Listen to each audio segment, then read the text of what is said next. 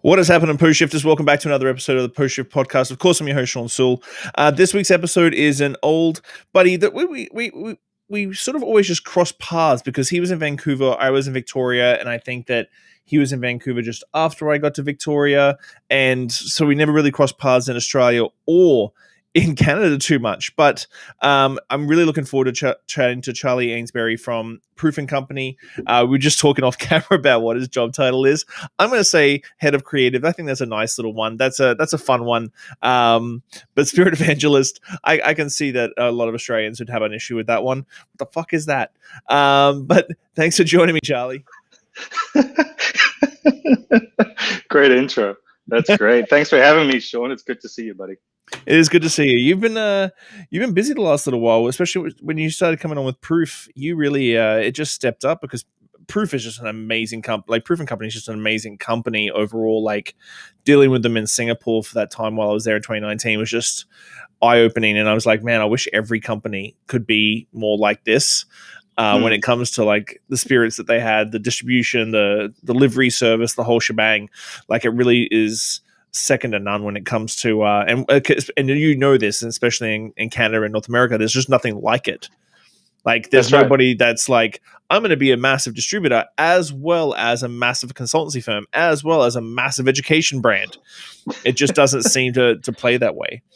But I always like to talk about the origin story when we kick off the podcast. I'm a massive comic book nerd, and so how did you get into bartending? What year was it? Man, it was during university, like a lot of us, right? I think I saw the film Cocktail, and you wanted to kind of find your Elizabeth Shue. It's the film that launched 1,000 careers, right? But it's true. But I was doing an arts degree in university in Sydney.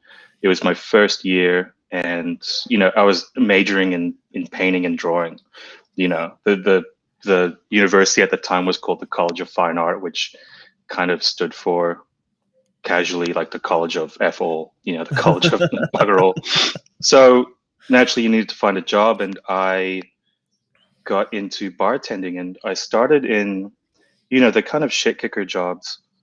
I was a glassy at Bungalow 8, which is still there. Mm-hmm. Bungalow 8 in Darling Harbour, we're talking, 200, 300 capacity venue. And I was carrying around a shopping basket, picking up glassware and cleaning ashtrays and that kind of thing. And I did that for a little bit. And I did, a 12-hour stint at St. Patrick's Tavern, which was the, and it's such a stark, that bar would not exist now in Sydney. I mean, we won't talk too much about the lockout laws and how the nightlife has changed in Sydney, in the past sort of 15, 16 years. But it was a 24-hour Irish pub that played the Irish national anthem for last call.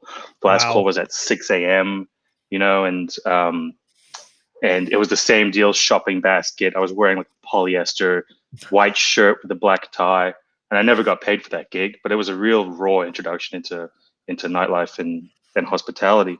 But I got my big break at the Bayswater Brasserie, which you'll know very fondly, I think. Well, at least our vintage knows very, very fondly. And I worked under two really great guys, a guy called Leonard Opie, Lenny, who's still behind the bar to this day, very rarely, but he's still behind the bar. And Naren Young, who I think a lot of, your post-shift podcasters would know very well, but he was my, mentor. And I was kind of under his wing for probably, I think it was about 2 or 3 years before he moved off to New York. So this is, that was the Bayswater Brasserie, this legendary venue in Sydney. And I started as glassy, worked my way up to bar back, and then, the kind of junior bartender, and then head bartender, and so on and so forth. And I was there for about 5 or 6 years. Back so that was kind of my start. I try and remind people, like, back in those days, like, there was no internet. Like, if you wanted to learn about something, you'd have to wait till Australian Bartender magazine came out every month, or you'd go to the bookstore, and the bookstore wouldn't even have that much stuff. Like maybe one Salvatore Calabrese cocktail book or something like that. Like it really was, I find, a big, much more family orientated style industry because everybody wanted to share information because that was the only way. Like you found out something cool, you wanted to share it with your team because, well, no one else would know it because there's no, no smartphones, no nothing. Like it was really. I remember so the Bayswater Brasserie was one of the only kind of cocktail bars, classic proper cocktail bars in Sydney at the time. Like any other sort of major city, we went through a kind of golden age of cocktails, and Sydney did have its really great golden age. Back during the gold rush sort of period, people were drinking sherry cobblers, and there was a really great wine scene, and there still is, obviously. And then everyone went through the dark ages, that disco period, and it took a long time for Sydney to emerge. Sydney, I think now you can very much argue that it's at a very high standard or global level of cocktail bartending, up there with New York and London. But back then it wasn't even about New York back then. It was all about London. It was London bartending. Anyway, Bayswater Brasserie was very focused on the classic cocktails, and we were very proud of being able to make those classics. But I remember we were talking about orange bitters, and we didn't really know what orange bitters was, but we knew it went into a classic martini. And, we were talking, I remember Lenny and Narn and the rest of the team were talking about, well, I think we found orange bitters. And what we had actually found was some kind of weird orange, like Dutch liqueur. And we thought, but it had bitter in the title or something. We thought this must be it. So we're adding dashes of like orange liqueur to our martinis and stuff, only for the shortest time before we kind of clued in. And, getting Peychaud's bitters in for the first time was really only prevalent in Sydney after that kind of dark age.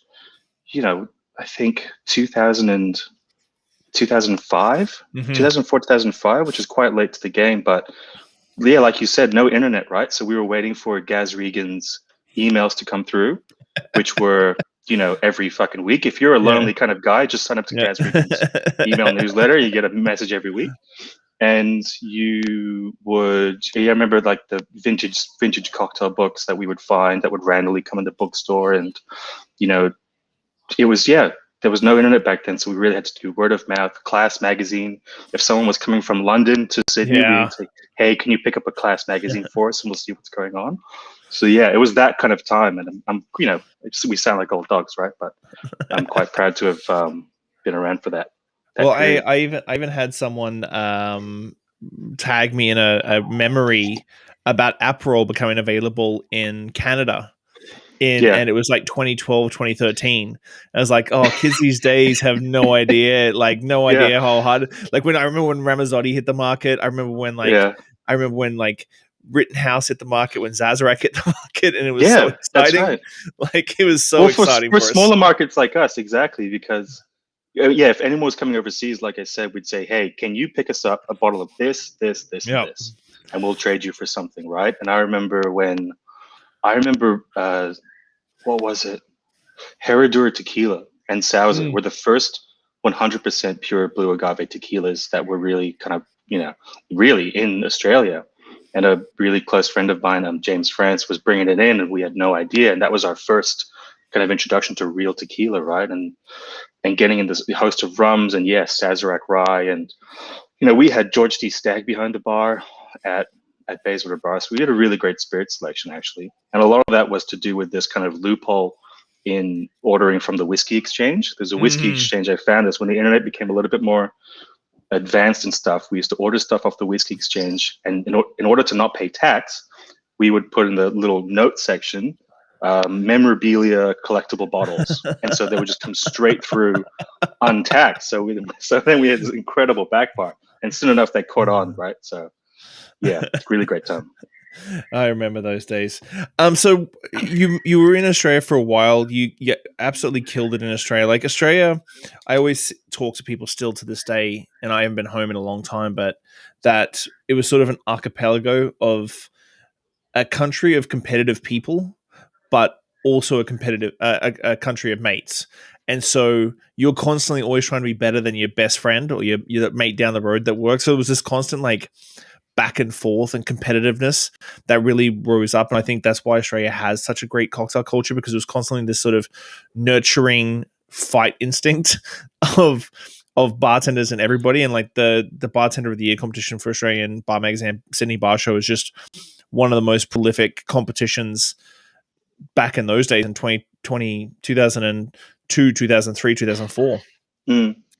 And so what was the drive and the move to make the move to Australia? Australia, Canada.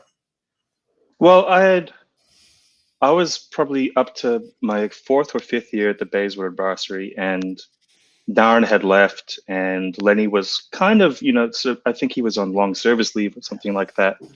And so a lot of my mentors were gone, and I had just won Australian Bartender of the Year at that Bartender magazine, and it was great, and it was a lovely year after that, and it gave me a bit of sort of recognition and things like that. But I remember just kind of being a little bit bored. I was only 21 or 22 when I won that award, and so it was kind of this. There's no way to sound kind of modest saying this, but it's a really rapid rise in popularity and acclaim and stuff like that, and there was really no other big competition around like that, right? So it was a great award to win. Josh Pape and his partner at the time, still a very dear friend of mine, Sophie, were working across the road from me. Well, Sophie was actually working with us, but Josh was working at Hugo's Bar Pizza, which was across the road. So really good friends of ours. And Josh, being from Vancouver, was in town for, a year doing his working holiday visa. They moved back, and he wanted to open his own bar. And he called me. It was quite simple, actually. He just called me kind of out of the blue and said, "Hey, I'm opening my own bar. Do you want to come over to Canada and help me do it? I want you to work there, and I want you to help me open it." And I remember being on the phone at the pass, like next to the till, mid-service. It was like a Saturday night or something, and I got a call on a landline phone. Young kids out there, I got a call on the landline phone. Restaurant manager hands it to me and says, "It's some guy from Canada. I think it's like international because the sound was a bit muffled or whatever." And I call up and it's Josh, and he tells me that, and I kind of just said, "Yeah, I'll do it. Let's go." I was just in the right time. Wow. I got a visa, and I got a plane ticket, and I packed up all my shit in about 2 weeks, and then I flew. So I handed in my resignation and stuff, and Bayswater Brasserie, it's closed now, but they were always they were my family. It's where I kind of grew up, the early stages of growing up in bartending, and so it was more like I'll see you later. I'm going to do Canada for a couple of years and come back, and so that's why. And so I flew to Vancouver, and Josh and Sophie, really took care of me, and we started opening the Diamond. What was the sort of culture shock? Because Diamond again was one of the very first cocktail bars in Vancouver. It was that sort of rising tide in Vancouver. There was a number of good cocktail bars, all sort of pockets around, but Diamond and that era, like that year, was all the year that sort of started like solidifying Vancouver as a scene. And again, that was a really, really privilege to be around for Vancouver at that time, because like you said, it was slowly emerging. There were guys like Jay Jones and Sean Layton, and the guys at Bonita were starting to do really good things. And just like it was kind of similar to Australia in the sense, even though you guys are right over the border. I remember Vancouver to Seattle is like an hour, but it's 3 hours with the border crossing, right? But you guys were just there, but the differences were so extreme, especially with BC liquor laws. And so Australia was kind of very similar to Australia in a sense that it was a young emerging scene. We had heard all about what was happening in New York and London, but instead of going overseas and just doing it there, really wanted to make it, very proud to be in Sydney, very proud to be in Vancouver. So they wanted to make a scene for themselves, and they were doing it really well, and they did. And so you had all these guys doing really great things around Vancouver, and Vancouver is much smaller than Sydney, so I think it was more, I guess, prevalent at the time. And what was it like? It was fun. It was that kind of camaraderie thing. There was a little bit of, there's definitely a sort of brother and sisterhood, a lot of camaraderie, but then a lot of that competitive edge to it. Vancouver, the Diamond was very much kind of similar to Bayswater in a sense, where we just wanted to stock everything we could get our hands on and know how to make every classic cocktail under the sun. And I mean, that's kind of how we started. But it was, I don't know, it was a lot of fun. I remember doing trips to Zigzag Cafe and seeing Murray Stenson. That was a lot of fun, and that was where we're doing the whole liquor smuggling thing. We Yeah. were literally crossing back and forth over the US border. I remember this great story. It's a little bit to talk about American border crossings. I remember I went with a friend of mine to go watch a game. It was like Mariners versus the Tigers, and he borrowed his girlfriend's car, and it was like an orange. It was like a pearl orange. I don't know. It was just a shit box. It was just like little like it sounded like a chocolate biscuit, like a tiny little car. And we borrowed the car to go over to watch the game, and obviously go to some bars and stuff like that. When we pull up to the border crossing, and the border crossing is just like so quick, right? He goes, "All right, passports." So we give out our passports, and he goes, "What are you doing here?" We're like, "We're gonna go see a baseball game." "Who's playing?" We're like, "Tigers." He's like, "What do you mean?" It's like, "The Mariners as well." "That's right." and then whose car is this? And he goes, "Is this your car?" He's like, "No, it's not my car." "Whose car is it?" "It's my girlfriend's car." He goes, "Looks like your girlfriend's car." We're like, "Oh man, oh no, we're gonna get arrested. We're done with it." But so we used to go over to Zigzag, and we'd bring gifts from Murray, and he wanted like Giffard or Jet, and he wanted like the original Dubonnet because they had some other Dubonnet there, and so we swapped that, and he would give us bottles of overproof, high proof rye and gins and stuff like that. So He had a that thing was what we were doing, He had a thing for Cinzano or Rencio for a really long time. Oh, yeah. He heard I was coming, and he's like, "Can you bring me down some Cinzano, Orencio?" And I'm like, "Yeah, okay, bud. Like, cool. I'll bring you down some right. orange Dubonnet vermouth or Jet and orange vermouth. That's what you want. Like, how long were you in Canada for? Were you at Diamond the whole time while you were in Canada? No, because we were. I forget what year we opened it. I think it was 2009. And so I was there. I got there in September of 2008, and everyone was like, "The hell are you doing here?" You're here to snowboard. I'm like, "No, I'm here to open a bar." I was like, "But you're Australian, aren't you going to Whistler?" I'm like, "No, I'm just going to stay in Vancouver." Fucking people. And so I worked at Shambar, when it was on Beatty Street in just outside of Gastown. I worked there for a bit. Josh hooked me up with a job there. I was also doing the Cascade Room with Nick Devine, which was so much fun, which was great. I had a lot of great memories there. And I think that was it. Maybe one or two gigs elsewhere, but they kind of escaped me. But in the nights I would do that work, but in the days I would be, with holding hammers and drills backwards and trying to put together this bar. As a bit of demo there. Had a whole bunch of friends help out, painted the place, and I remember sanding the bar top down, and so much fun. So we literally built the bar, obviously with help from professionals, but we opened it, and then I started working there full time, and I was there probably just under 2 years in Vancouver altogether. Really? Something like that. It feels like it was longer and more. Yeah, sure. But that's just our fading memories, I guess. Yeah, because I took over Clive's in 2009, and I used to get the same thing. It's like, "Oh, why didn't you go to Whistler?" I'm like, "I left Australia. I left everything in Australia, not to go hang out with Australians." Yeah, like that's literally the thing I didn't want to do. Yeah. And I remember coming to Vancouver a lot and going to when Shawn was at George Bar and like going to Cascade Room and seeing Nick Devine because he was a bit of a legend and that sort of thing. And I remember the first couple of times it was at Diamond back in the day. But so what did you just make the move back to Australia because your time in Canada was done, or was there ever something that you were like, I can make Canada like home like I have? Was there something that you were like, I could stay here? No, I really did want to stay, but I remember I had to move back because my mum wasn't doing so well. She's okay now, but she wasn't doing great. And so it was coming up to my time. My visa was about to expire. But luckily with that whole Commonwealth connection, I could just get a new visa and I could get an extension or whatever. So I think I was coming up to my time there. It was a good sort of 2 years. And I said, all right, look, I've got to go back. My mum's not well. And, we'll see, we'll see you soon kind of thing.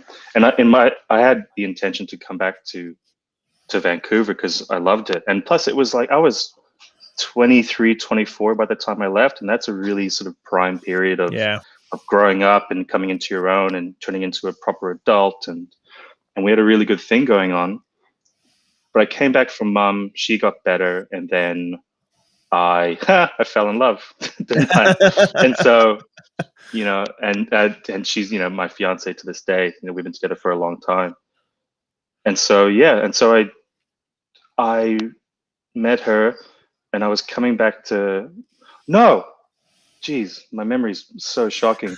I came back for a bit, fell in love, and then I fell in love in sort of January, February. I came back to Canada to finish off my visa, and then I flew back and went with her. Does that make sense? So Yes. it's like sort of like all the way through. I had to go back for mum, fell in love, came back to Canada to finish off the visa, and then I flew back home, and then that was it. And so I was going to stay in Australia. That's why. Wow. Yeah. Yeah, I agree with you on the 23, 24-year-old thing. Like, a lot of people ask me why I don't miss Australia as much as I do, and I've got some really great friends I grew up with in Australia, like grew up in the industry with. But I came to Canada when I was 25, and so I sort of see that as that age where you're like, you know what, like now you're an adult, now you have no real safety nets. Like I Yeah. left all my friends, I left all my family, no safety nets. Like you've got to make this on your own. You got to do this on your own. And so that's kind of why, like, I feel like I turned into an adult in Canada over what I thought I was doing as an adult, as a hospitality professional at 23, 24. And you're just like, yeah, this is not what an adults do. So once you got back, like, I can't, for some reason, I always thought you were older. I thought you were closer to my age. Back in those days, just because of what you'd achieved and stuff. So 2016, you won world class for Australia. Is that about right? That was the second time I won it. So when I got back to Australia, I started working at a few venues here and there. Nothing.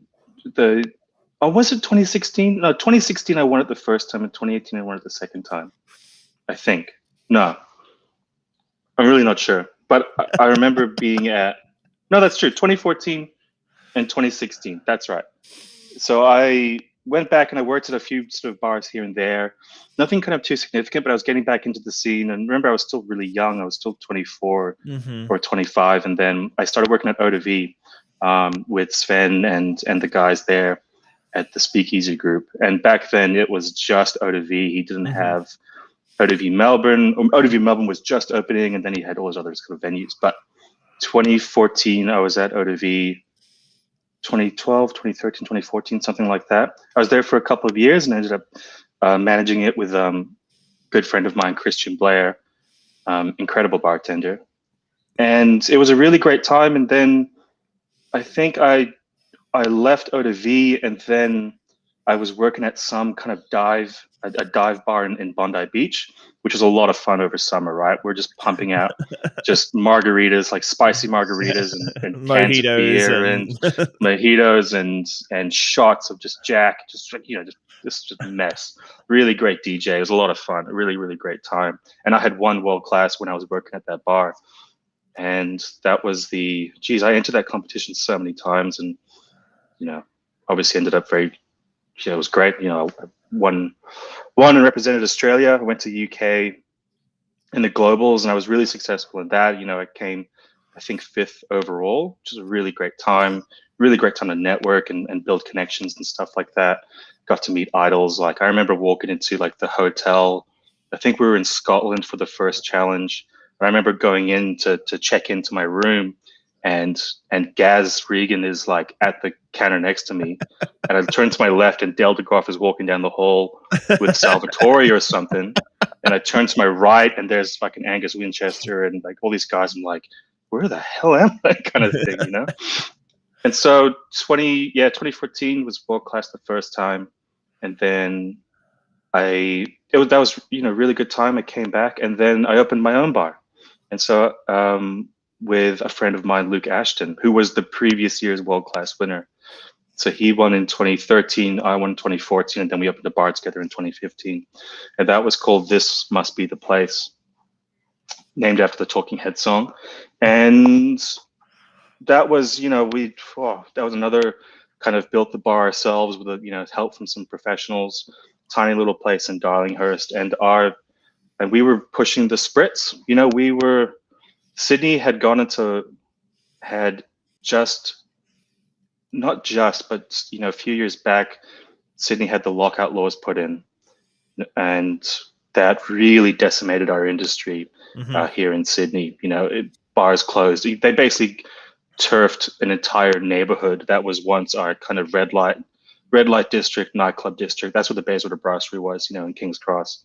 So all these places are shuttered now. You go there now. They've lifted the lockout laws this year because of COVID, but geez, the damage has been done, right? Yeah. It's just real estate haven.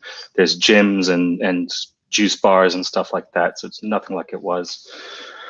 But what am I saying? But yeah, so it was lockout laws. We were actually right at the border of where the lockout laws were kind of in effect.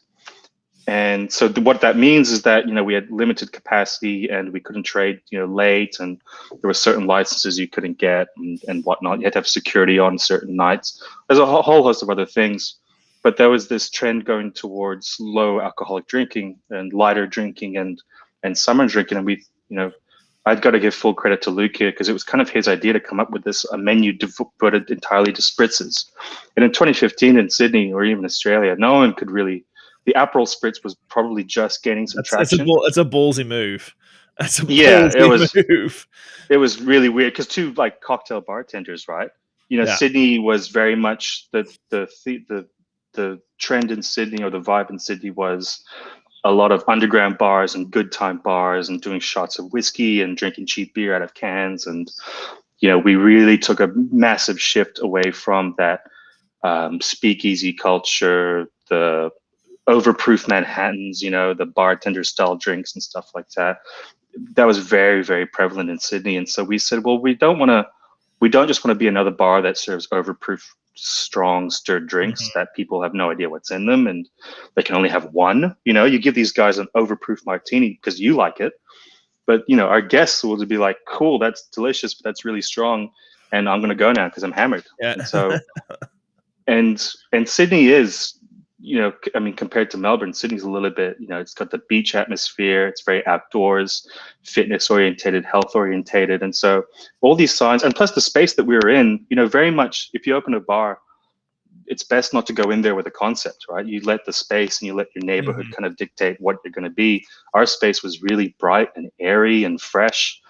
And we were very close to the eastern suburbs, which is the beaches and that kind of lifestyle that I was talking about. And so Luke said, let's do a spritz bar. We can do this kind of strange, it's not a strange category, but, a spritz, for what we understand as the Aperol spritz, was that there was a sort of bitter element, which was kind of sweet because of the Aperol. There's a bit of acidity coming in from the sparkling wine, and obviously a bit of a lengthener.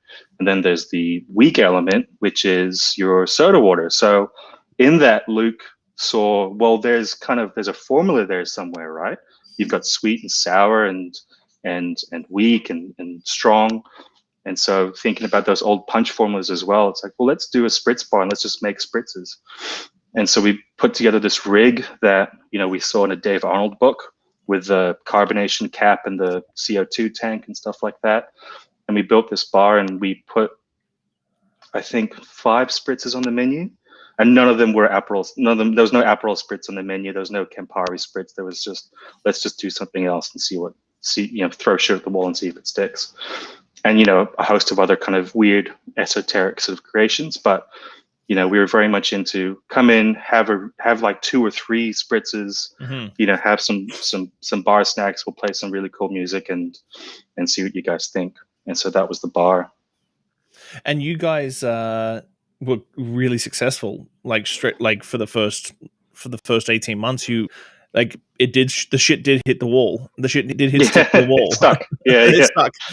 Yeah, it was good. It was we won a ton of awards, and we got recognition and nominations from the likes of like the Spirited Awards and stuff like that. It was a lot of fun. I think just because it was, I guess, just so different, and I guess we attribute that success a lot to just throwing it against the wall and see if it sticks. We knew it was a good thing. It was fun. It was different. No one else was doing it, which is always I think a good thing to do. And yeah, we were really successful. I left 3 years into it, just because bar ownership just really wasn't for me. Mm-hmm. But Luke took it to, I think, the end of our lease, and then the landlords were being difficult, and I think they wanted to sell, and the lockout laws back then was no sign of relief. And so, and it was a really good thing. It lasted, well the entire time, paying all the bills and paying our staff well and stuff like that. And so Luke just said, all right, well, that's 5 years. We were really successful, and we're going to shut shop now and go do something else. So it was a really great time. I want to dig a little deeper on this one, because I think for a lot of young bartenders, we all, like, our aspirations is to always have your own bar. But I talk to a lot of entrepreneurs about this, about like what's your exit strategy out of this? What's your exit strategy? What happens if it isn't successful? How do you sort of deal with it on a mental and physical? Because it is tough. Like it is a tough, like, you think that because you run a bar and you have an owner above you that you can be an owner as well as run a bar. But it's a tough game. And so how did you sort of deal with that sort of mentality of, having the self-awareness that it's a hard game, and sort of taking yourself out of the picture, but like, and then what Luke did at the end of like, like, I'm not going to try and change locations. I'm not going to fight with my landlords. We've been successful. Success is different to a lot of different people. How did you deal with that? I didn't deal with it well, which is kind of why I left. But it was, that's the thing. Well, I think, with our time, it was, you do go through those stages, right? You start as a glassy, dish pig or whatever, and then you work your way up to bar back and bartender and eventually bar manager. And then back then it was only sort of two different routes, really. It was own a bar or daytime, become a suit, become a rep, become a brand ambassador. Things like that. And a lot of people, and we really saw those only two ways. It was either get that job or do that job. And I didn't want to do the corporate thing. I didn't want to be behind a desk. I was behind the bar. I loved it. Still do.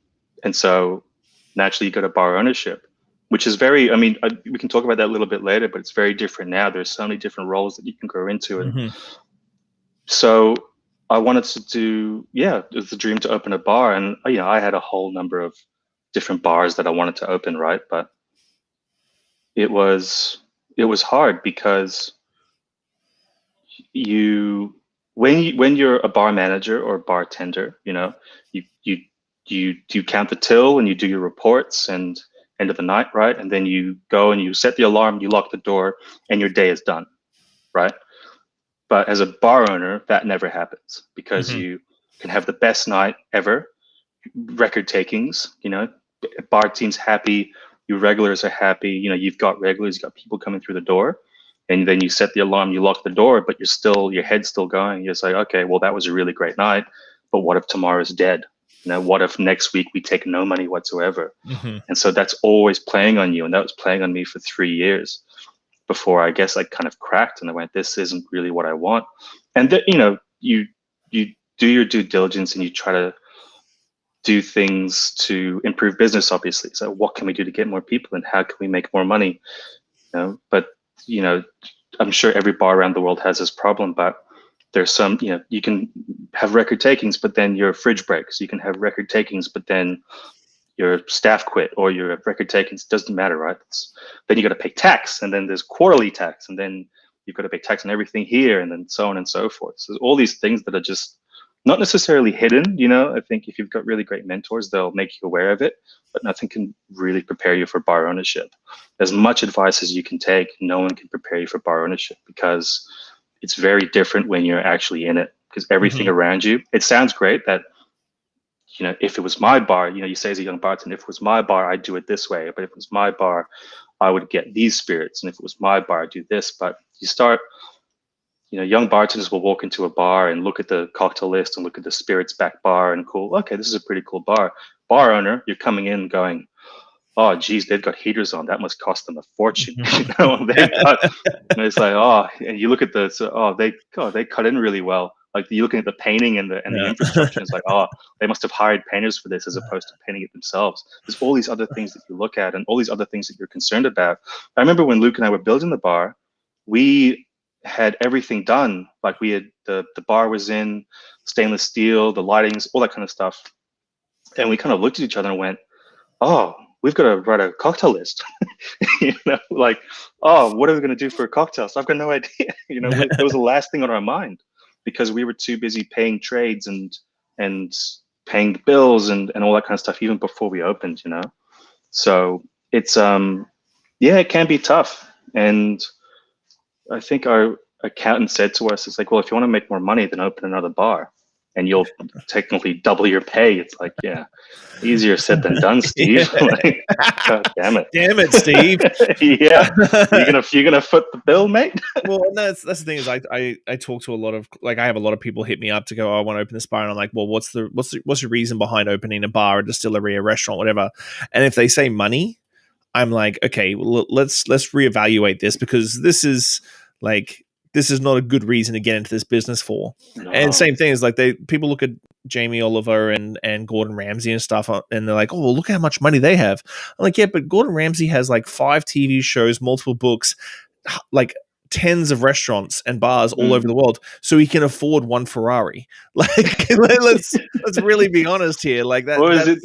There's a great saying that's kind of taken from like Richard Branson. It's like, if you want to have thousands of dollars owning a bar, start with $1 million. Yeah, exactly.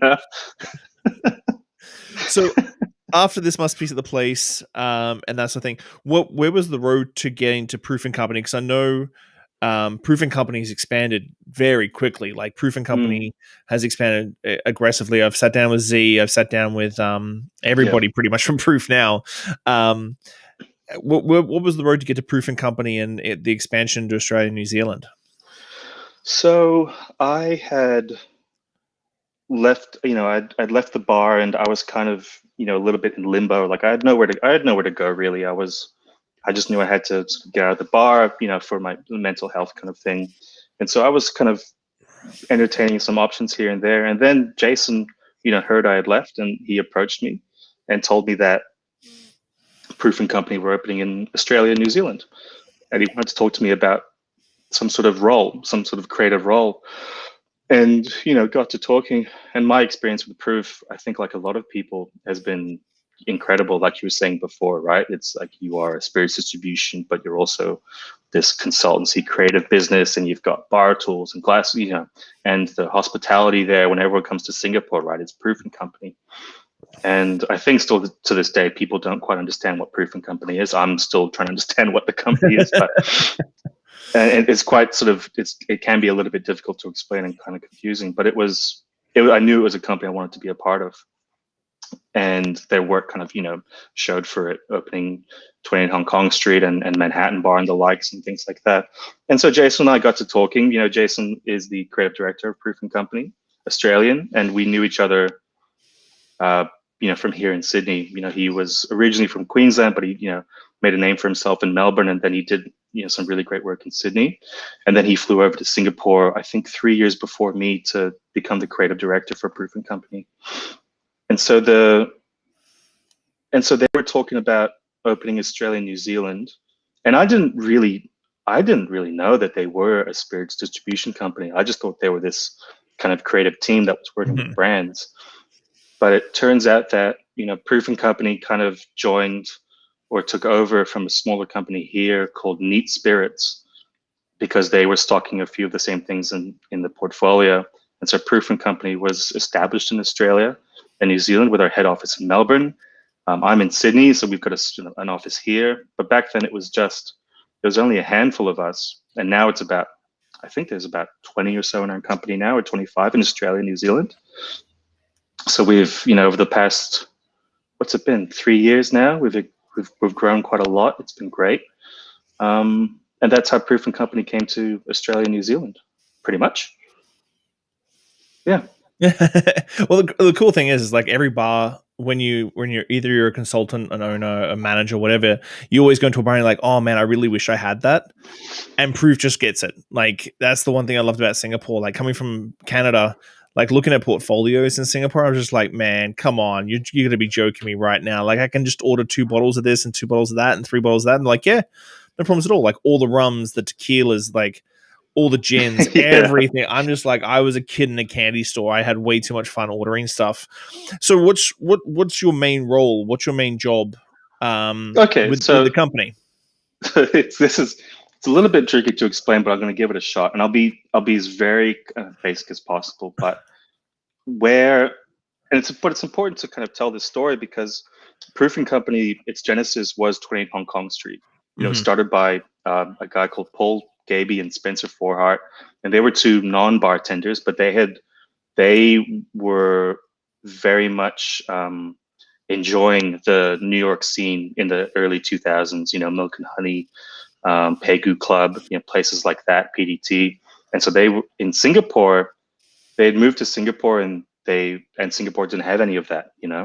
It was like Sydney or Vancouver 20 years ago. Like the premium spirits were Smirnoff in Bombay and stuff like that. And so they, long story short, they wanted to open their own bar. And so they did, and they opened 20 Hong Kong Street, and they got Z, they got a guy called Michael Callahan, and they got a guy called Joe Allison Droney. Z was actually working with us at the Bayswater Brasserie. He was doing a stint in Sydney, and then he moved to London. He was working at Quo Vadis at the time. Brought him over, two guys from San Francisco, and they pretty much imported all of their own spirits and bar tools and glassware because Singapore didn't have it. And so they got in all these craft spirits from San Francisco, literally filling shipping containers full of tools and glassware and stuff. And they stocked their bar and they opened it. And so naturally, all these young bartenders, this is, again, we're talking about the internet, right? This is moving into that internet age where bartenders knew about these cool spirits, and they're seeing Japanese bartenders with their bar tools, and they're going on Instagram and Facebook and seeing what bartenders are doing around the world. But they didn't have that in Singapore except at 20 Hong Kong Street. They would go into 28 and say, wow, where'd you get that spirit from? Or I've only heard about that rye or that cognac, and I've only seen those bar tools on the internet and stuff. Where do you get this from? And so, they opened the bar, and they had all these, people flooding in and obviously enjoying it and tasting these cocktails that they've only heard about. And they said, well, look, where do you work? You work at this bar down the road here. Well, how about, we've got tons of this stuff. There's a shipping container of tools and glassware and everything. Well, how about we sell it to you? Like we'll stock your bar up. We'll, sell you the tools, and you can buy these spirits off us if you want. But we can also come in and train your staff on some classic cocktails, and we'll show you how to make a martini really well and an old fashioned and all these things. So it was kind of this spirits distribution, bar tools, bit of consultancy kind of thing that was happening. And that was kind of the birth of what kind of Proofing Company is now. And so we opened up, office in Hong Kong, doing spirits distribution there, and really focusing on the it sounds a little bit old hat now, but premium craft spirits. And it still stands true to this day. I remember in 2018 or 2019, about 500 brands came across our desk to be distributed, and we took on one because we want them to be very transparent with their product. We want to know them. We obviously has to be quality liquid. It's got to be really made well, and we want you to be transparent about it. So there's no glycerin, there's no secret recipe, there's no none of that kind of thing. And to this day, I'm proud that in Australia with our portfolio, because they differ in different markets, but our portfolio here in Australia, I can text every master distiller or blender in our portfolio and ask them questions, or call them up, or at least send them an email and say, hey, this is Charlie from Proof in Australia. Guest just wanted to know about this and this and this, or what's the production method here, or whatever. And they'll write back, or they'll text back, which is really, really cool. That's cool. And so, back, the question was, what do I do? And so,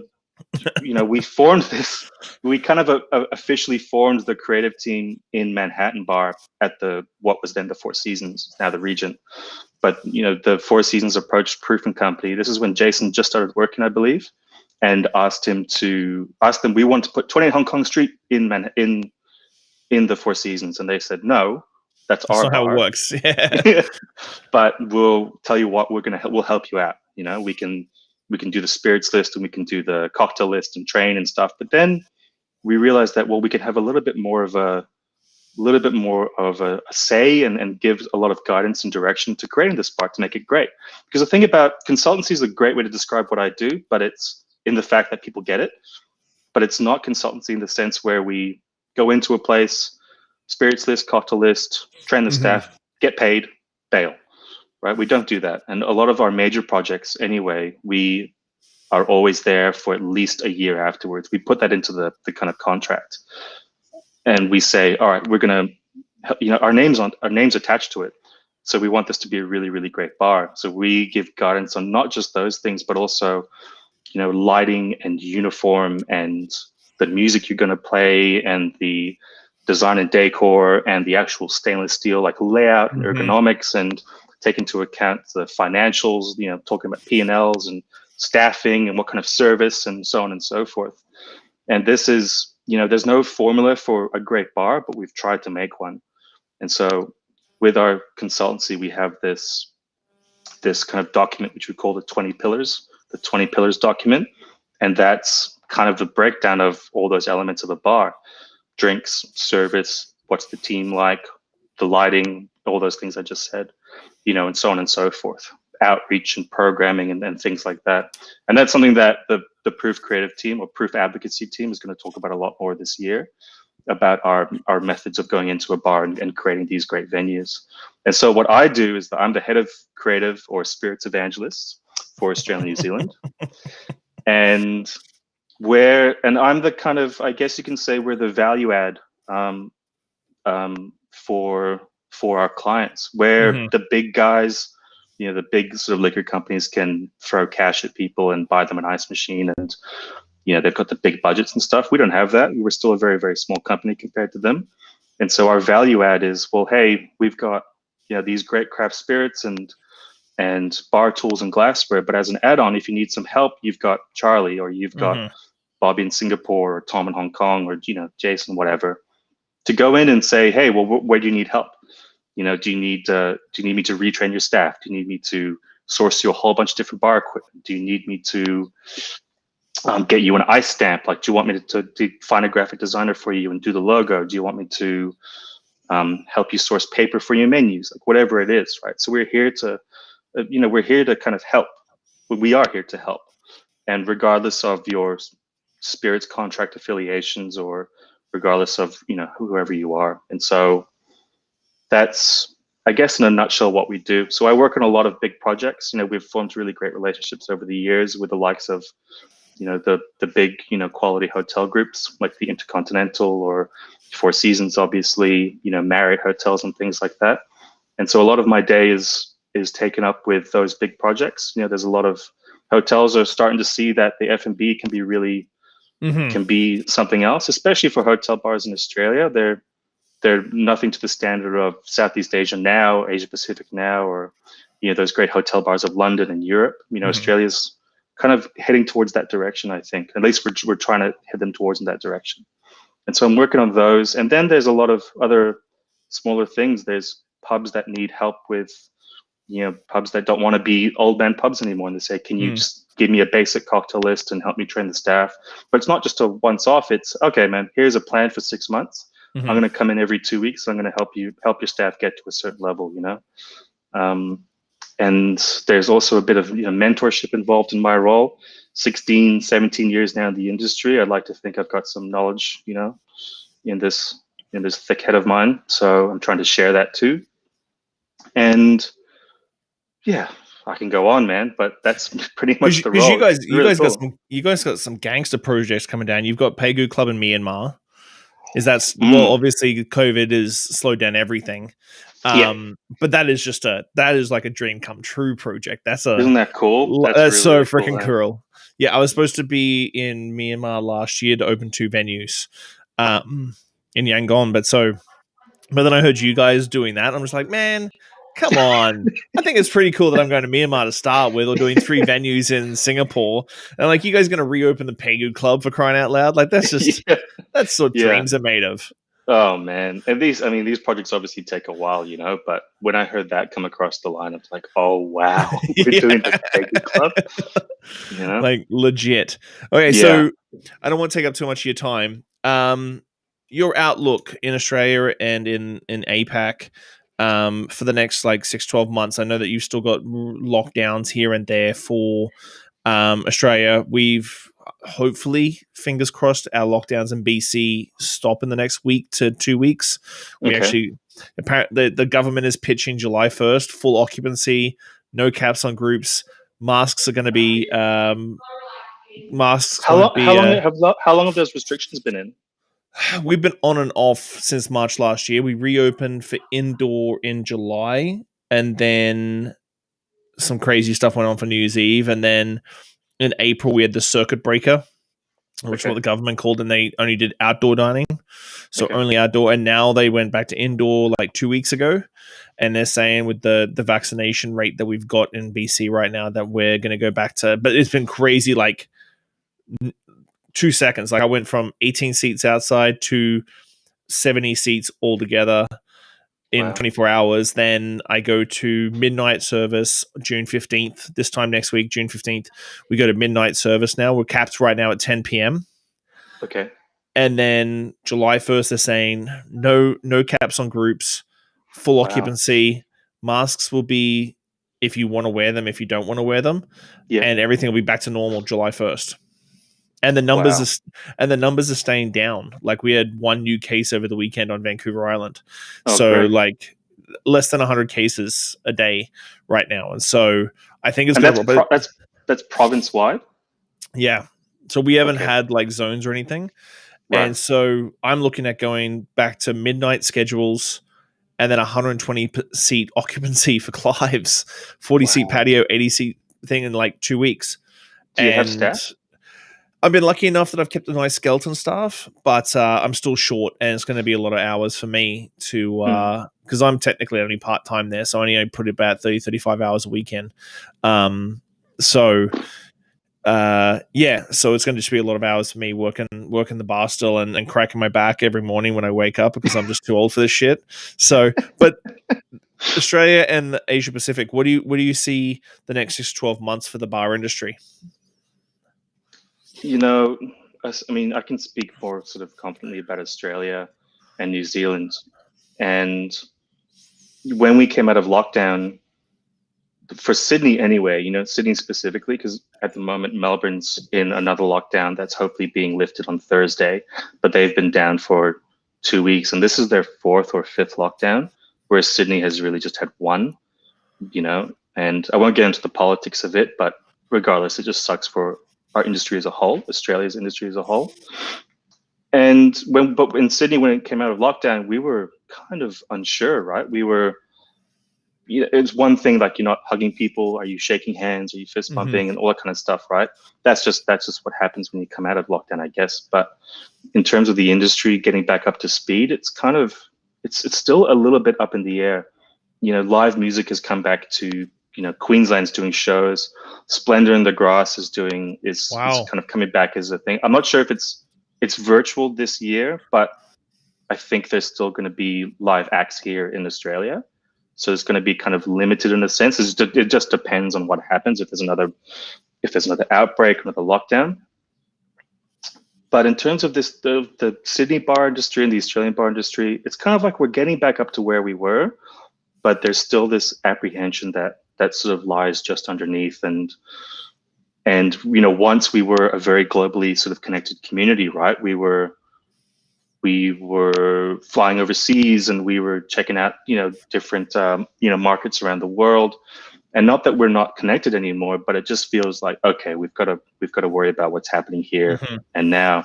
And a lot of the big issue here at the moment is staffing, because we've lost all immigration, and the bar industry here is suffering. That's probably the hot topic at the moment. It's like we've got the venues open and we've got the public who want to go out and drink, but we don't have the staff to handle it. And so we're finding venues have reduced their hours significantly because they just simply can't staff it. So venues that were once 7 days are now probably 5 days a week, even 4 days a week. And one interesting thing that came out, which I found kind of clever in a sense, is that some bars are changing their offering. So they're not going to be those kind of high prep, you know, bars with a prep day or or esoteric kind of like infusions and stuff like that. They're just going, okay, no, we can't do that. Let's reduce everything. Let's scrap our prep day. We're just going to have a really great solid cocktail list that we know people will enjoy. And if we need to call in a guest shift bartender or someone on a Saturday night where we need help, where we've got lots of bookings, we can call them in and they can just bash out those classics really easily, right? So there's a lot of things like that that are happening now. And for the next 12 months, I think Australia and New Zealand will be in a good position, but I think we've turned it to such a global community where we rely on so many things. It's going to take a long time to get out of that, I guess, habit or that comfort zone, because no one's going to be coming across our borders. They keep saying international borders are going to reopen in, end of 2021, and that one was mid 2022, and now it's going to be 2023. So we can't rely on that. Bubbles, travel bubbles. We have a travel bubble with Australia and New Zealand. So that's good. So which means you can go in and out without quarantining. But with rolling lockdowns still happening, and we've got hotel quarantine, which is a bit of a mess at the moment because people are getting infected from people who have come in from overseas and whatnot. So it's still real. It's a really, really bumpy road at the moment. And so then there's talks of, with Asia Pacific, there's talks of, because Singapore have been really good with their program and their containments, and maybe we'll open a travel bubble with Singapore and Australia. So that's light at the end of the tunnel, but still, I mean, I can go on and on and on about this, but I think it's still going to take a long time to adjust and come to some kind of new normal, because we're not that kind of global community anymore. No free roaming. We've got to, I guess, take care of ourselves and work within our parameters, I guess. Well, I think the hard thing is always going to be people getting on a plane and actually try, because I think people really understand how big Southeast Asia and Australia is. It's a really long freaking way. Like, you look at a map and you go, oh, Japan, like I have layovers in Japan on the way to Singapore. You're like, oh, Japan and Singapore are like this close on the map, but it's a 9-hour flight. And it's like, yeah, we're still on the phone. Then like from Singapore to Sydney, what, 10 hours? 10, 11 hours on yeah, it's about 8 or 9, but it's still quite significant. It's just like, but on the map it looks like this close. Like it looks like you're flying to San Francisco from Vancouver, which is an hour and a half, 2 hours, but you're not really flying like that at all. No, so I've seen friends in the US jumping on planes and stuff now because they're all fully vaccinated. I'm like, I'm not 100% sure if I'm comfortable jumping on a plane with a bunch of people yet. Like masks or otherwise. I'm just not 100% sure I'm ready to rock and roll that. Yeah. Well, yeah, I've been flying. I have a lot of work in Melbourne. And so I was in Melbourne probably 6 times in the last sort of 2 or 3 months. But I've been like traveling around on planes within Australia. I'm going to Tasmania this weekend and stuff. So that'll be a lot of fun. So we've been on planes and traveling around, and that's all fine at the moment. But when you talk international or when you talk going overseas, that's a whole different kettle of fish. Yeah. Well, man, thank you so much for your time. I really appreciate it. This was really a lot of fun. And I really thank you for your time. I know that it took us a couple of times to get it up, and then Widge tried to hijack the whole conversation. And well, maybe, we can, we'll do a group podcast maybe later on or something like that. Talk a little bit more about proof.